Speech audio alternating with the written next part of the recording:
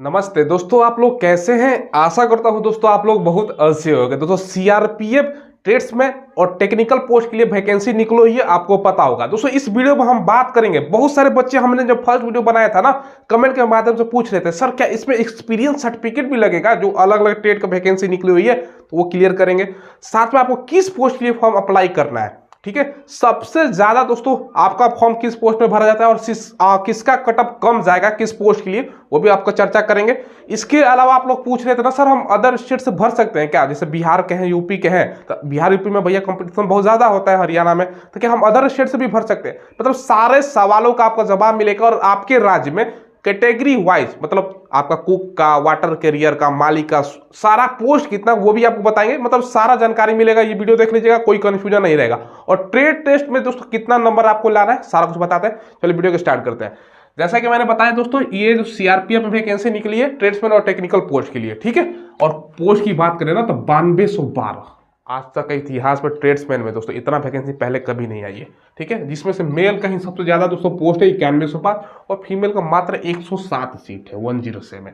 Apply दोस्तों अगर बात करें तो 27 मार्च से फॉर्म भरे जाएंगे और 25 अप्रैल तक लास्ट डेट है। लाखों बच्चे अप्लाई करने वाले हैं, तो फटाफट फॉर्म अप्लाई कीजिएगा, लास्ट डेट का वेट मत कीजिएगा।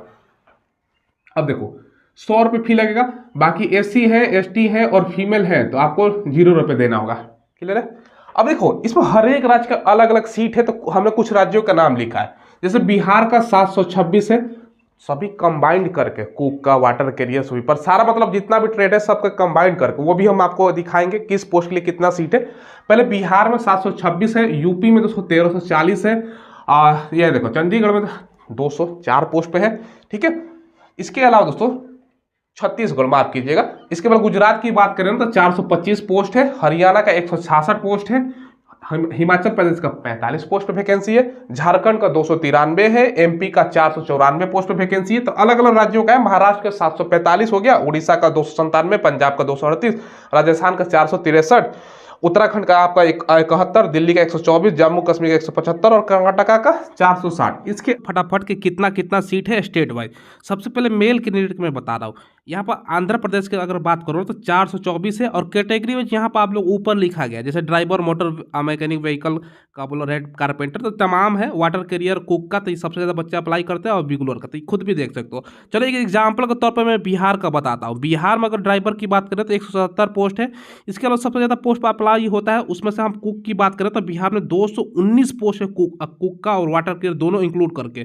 कुक और वाटर कैरियर दोनों एक साथ दोस्तों दिया गया सभी पोस्ट के लिए। तो अगर आप कुक में भरते हो वाटर कैरियर ऑटोमेटिक हो जाएगा, ठीक है। तो 219 पोस्ट हो गया बिहार में और वाशर में 34 पोस्ट है बिहार में।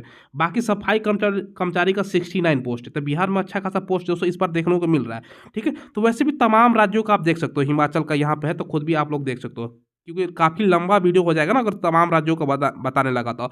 वैसे ही दोस्तों यहाँ पर देखो, इसके अलावा अगर हम बात करें ना उत्तर प्रदेश की, चलो सबसे ज़्यादा उत्तर प्रदेश में सीट है तो 1340 है, 398 जिसमें से वाटर कैरियर और कुक मिला के, बाकी सफाई कर्मचारी के आपका 133 है। तो खुद भी आप लोग देख सकते हो, ठीक है। बाकी फीमेल कैंडिडेट की अगर बात करें तो यहाँ पर आप लोग कैटेगरी में फीमेल कैंडिडेट का भी सीट देख सकते हो। ये सारा दोस्तों अगर आपको पीडीएफ चाहिए ना ऑफिशियल नोटिफिकेशन का, तो वीडियो के डिस्क्रिप्शन में टेलीग्राम पर डाल दूंगा, खुद देख लीजिएगा आपके राज्य में कितना कितना सीट है दोस्तों और किस किस ट्रेड में कितना सीट है। अब ट्रेड का नाम यहाँ पर लिखा गया है और सीट खुद देख सकते हो। देखिए दोस्तों आप लोगों ने देख लिया। अब देखो इसका सारा पहले से शेड्यूल है, एग्जाम जो होगा ना ऑलरेडी दिया गया है। 1 से लेकर 30 जुलाई के बीच में एग्जाम होगा, सीबीटी यानी कंप्यूटर पे आपका एग्जाम होगा, ऑनलाइन। ऑफलाइन का जमाना गया। और दोस्तों एडमिट कार्ड 20 जुलाई को आएगा, जून को आएगा, ठीक है। 20 जून का एडमिट कार्ड आएगा और दोस्तों आपका एग्जाम 1 से लेकर 13 जुलाई तक कंप्यूटर पर ऑनलाइन एग्जाम होने वाला है। धांधली खत्म, अब पहले की तरह नहीं कि भैया धांधली। अब देखो दोस्तों इसमें एज जो आपका काउंट होगा ना वो ध्यान से समझिएगा। एज जो आपका काउंट होगा ना 1 अगस्त 2023 से आपका एज काउंट होगा, 1 अगस्त 2023 से।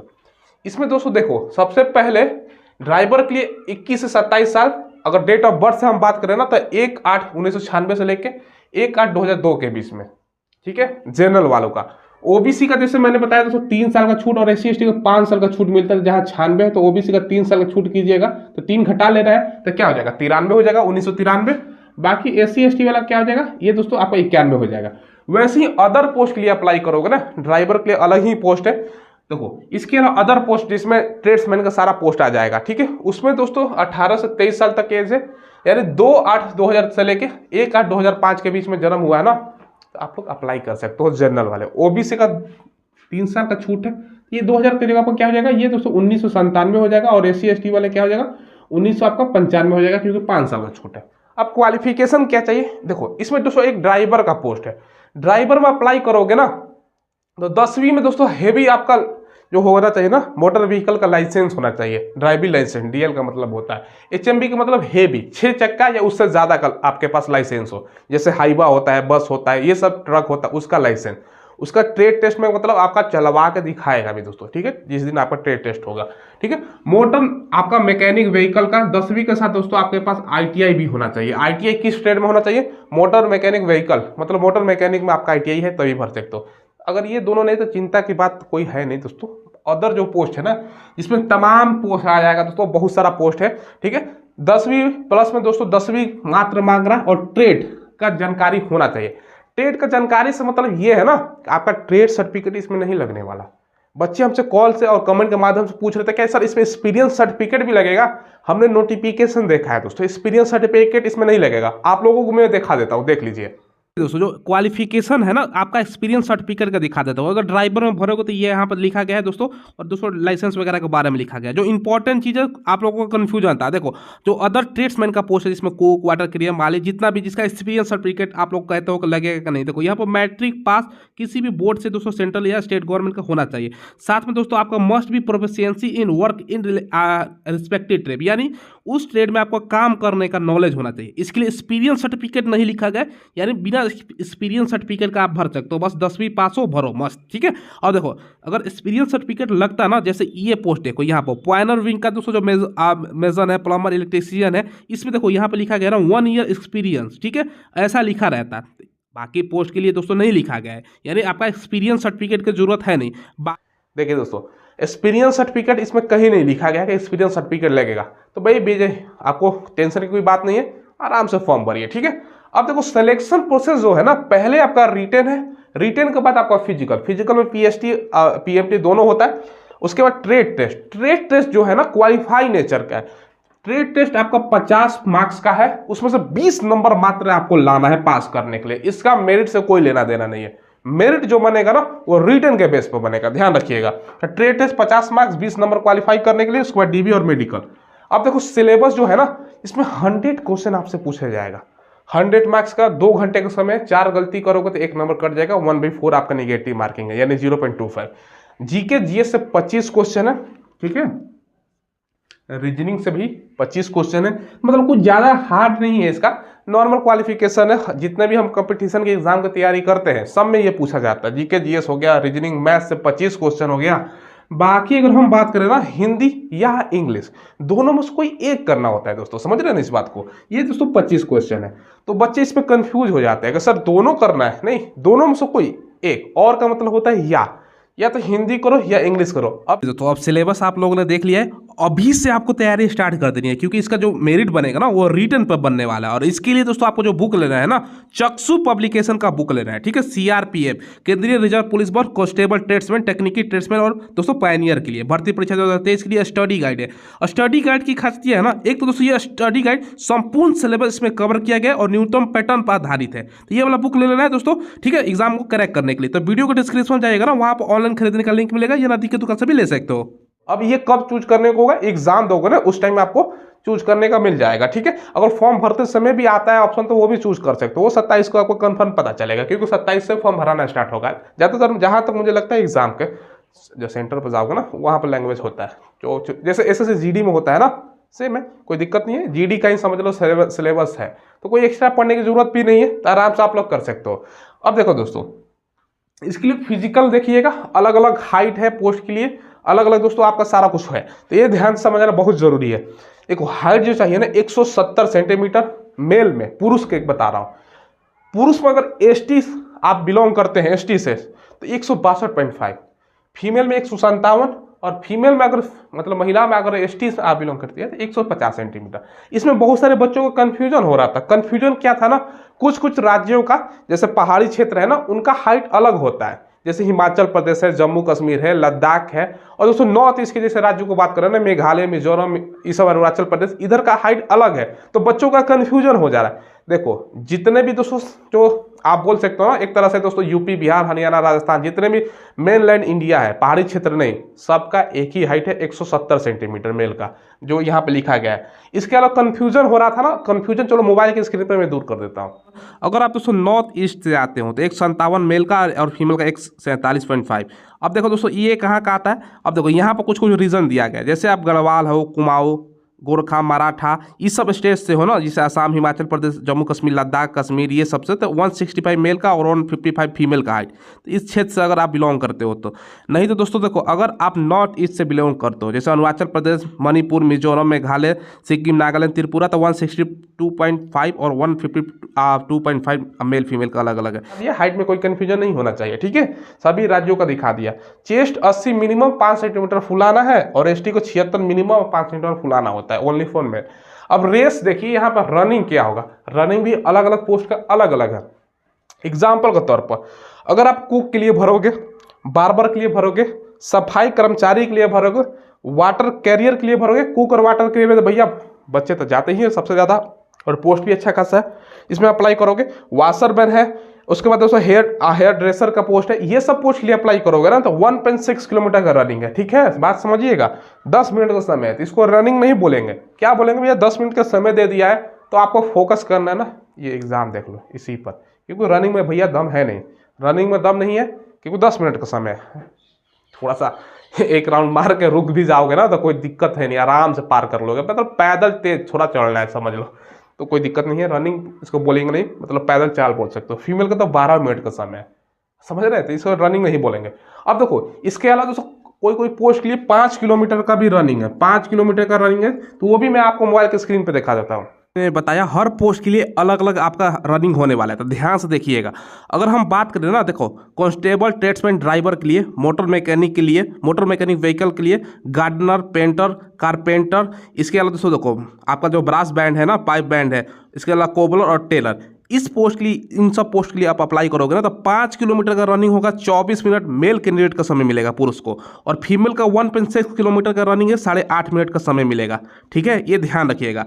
अब देखिए फिर अब किस किस पोस्ट के लिए, जैसे कि मैंने आपको ऑलरेडी बोर्ड पर बताया, अगर आपको वाटर कैरियर, उसके अलावा दोस्तों बार्बर के लिए भरते हो, हेयर ड्रेसर के लिए, वाशरमैन, वाशर वीमैन और सफाई कर्मचारी के लिए तो 1.6 किलोमीटर 10 मिनट का समय, और फीमेल का दोस्तों 12 मिनट का समय मिलेगा, 1.6 किलोमीटर। अब देखिए दोस्तों, अगर आप यहाँ पर देखो जो आपका यहाँ पे है ना, मेजन, प्लम्बर और इलेक्ट्रीशियन पद के लिए भरोगे ना तो 1.6 किलोमीटर 9 मिनट समय मिलेगा, ओनली फॉर मेल कैंडिडेट के इसमें रनिंग है, ठीक है। अब देखो यहाँ पे देखो अलग से, यहाँ पे दोस्तों देखो यहाँ पर जो है ना मेसन, प्लम्बर और इलेक्ट्रीशियन का, ये दोस्तों किसके लिए है, ये देखो प्वाइनर विंग के लिए 800 मीटर आपका होगा, 5 मिनट का समय है। ये दोस्तों किसके लिए है, अलग अलग पोस्ट के, जैसे मैंने बताया ना, अलग अलग दोस्तों आपका यहाँ पर रनिंग होने वाला है। तो ये चीज़ दोस्तों आप लोग ध्यान रखिएगा, आप किस पोस्ट के लिए भरोगे, अगर आपको जो पोस्ट में भरना है उसके अकॉर्डिंग आपका रनिंग है।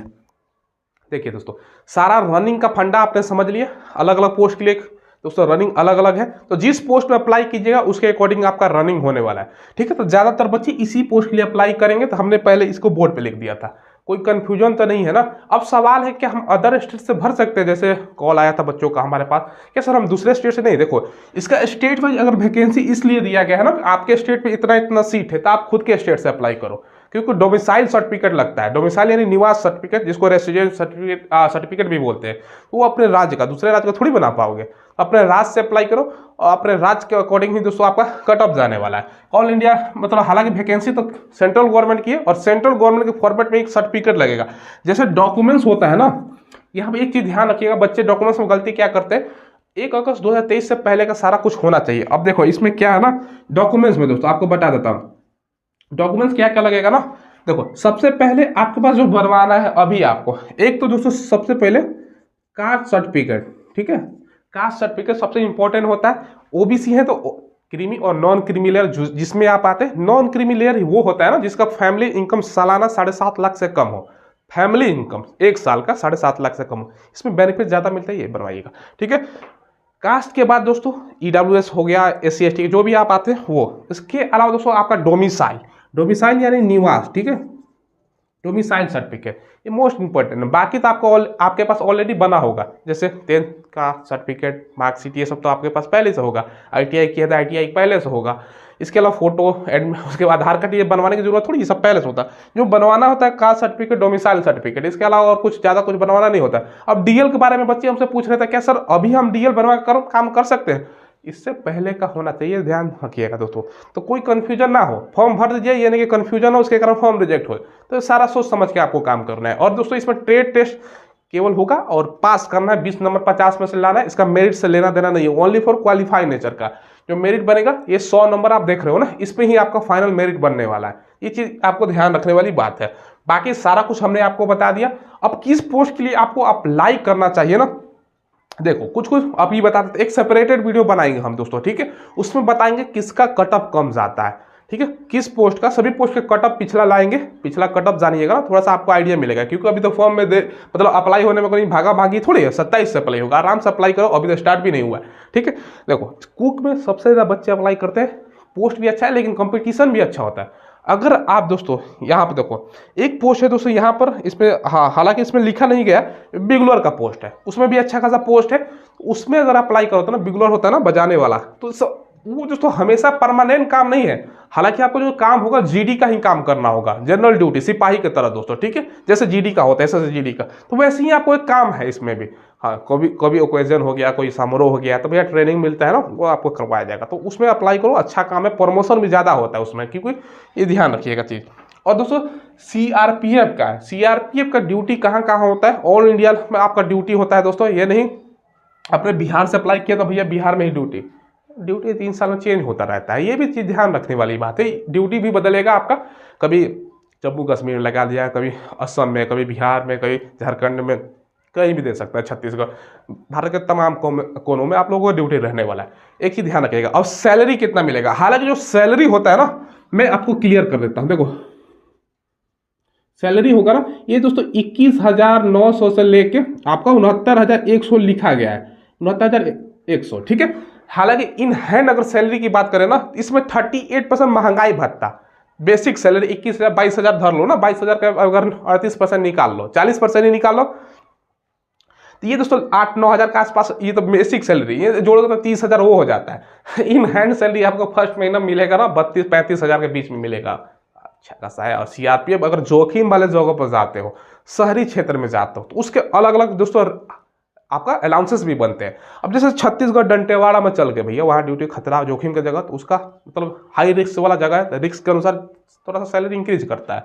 तो ये चीज़ ध्यान रखिएगा। सैलरी तो भैया आपको भर के 3-4 साल बाद 50,000 सैलरी आपके बैंक अकाउंट में, खर्चा भी नहीं है, मतलब बस जॉब है, करो आराम से। तो ये दोस्तों सारा कुछ हमने आपको बता दिया, कोई कंफ्यूजन नहीं होना चाहिए। एक वीडियो लाएंगे कटअप पर, वो कटअप देखिएगा, ठीक है, और उसके अकॉर्डिंग आपका जो मन है भरने का वो भरिएगा। फिलहाल इस वीडियो में इतना ही रखते हैं। चैनल को सब्सक्राइब किया है कि नहीं किया है? लेटेस्ट वैकेंसी आए उसका अपडेट पाने के लिए दोस्तों चैनल को सब्सक्राइब कीजिए, और वीडियो पसंद आए तो चैनल को जरूर सब्सक्राइब कर लीजिएगा। वीडियो आप लोग देखते हैं सब्सक्राइब नहीं करते, जरूर से सब्सक्राइब करके और बेल आइकन भी प्रेस कर दीजिएगा, ताकि नोटिफिकेशन मिलता रहे जैसे मैं वीडियो अपलोड करूँ। और वीडियो के डिस्क्रिप्शन में टेलीग्राम का भी लिंक है, जैसे कल ही वैकेंसी आया था, हमने टेलीग्राम पर डाल दिया, तो उसका भी अपडेट मिल जाएगा। तो टेलीग्राम को जाकर ज्वाइन कीजिएगा दोस्तों, ठीक है, और इंस्टाग्राम पे भी फॉलो कर दीजिएगा। और कोई सवाल हो तो कमेंट के माध्यम से पूछ लीजिएगा। धन्यवाद।